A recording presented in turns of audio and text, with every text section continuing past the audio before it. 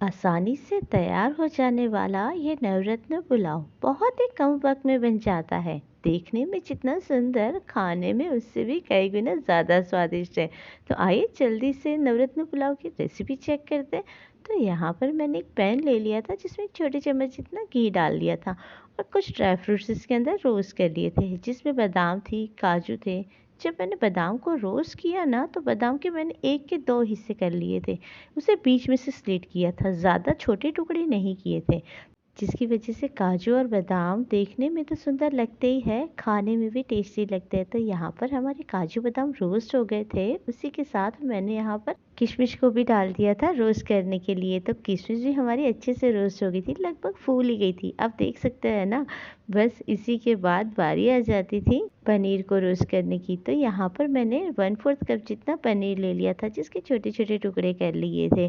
तो इन पनीर को भी मैं हल्का सा घी के अंदर फ्राई कर रही हूँ। लगभग तब तक हम इसे फ्राई करेंगे जब तक कि इसके ऊपर एक क्रंची लेयर ना आ जाए।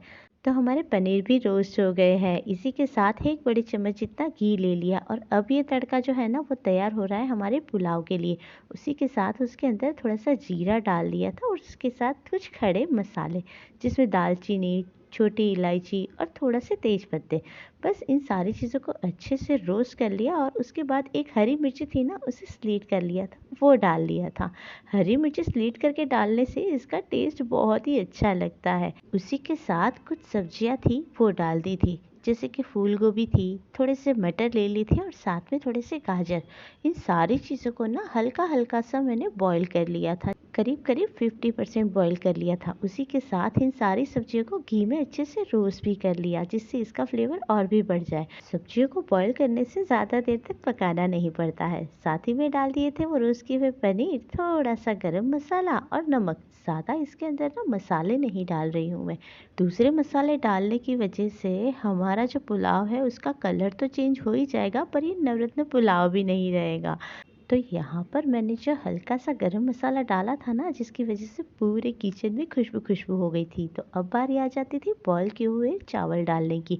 तो इन चावल को ना मैंने पहले से ही बॉईल कर लिया था, थोड़ा सा कच्चा रखा था, ज़्यादा नहीं, बस हल्का सा कच्चा। और जब उन्हें बॉईल किया था तो उसके अंदर ना थोड़े से खड़े मसाले डाले थे, जैसे कि दालचीनी, उसी के साथ तेज़पत्ता और बड़ी इलायची। सारी चीज़ें डालने के बाद इन्हें अच्छे से मिक्स कर लिया। तो यहाँ पर हमारा नवरत्न पुलाव लगभग रेडी होने को आया था। तो इसी टाइम पर हमने जो वो ड्राई फ्रूट रोस्ट किए थे ना, वो भी डाल दिए।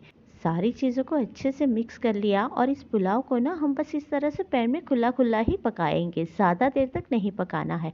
और ढककर तो बिल्कुल भी नहीं पकाना है, वरना जो चावल के दाने हैं ना, वो टूट जाते हैं। तो बस हमारा नवरत्न पुलाव बनकर तैयार हो गया था। जल्दी से इसे परोस लिया।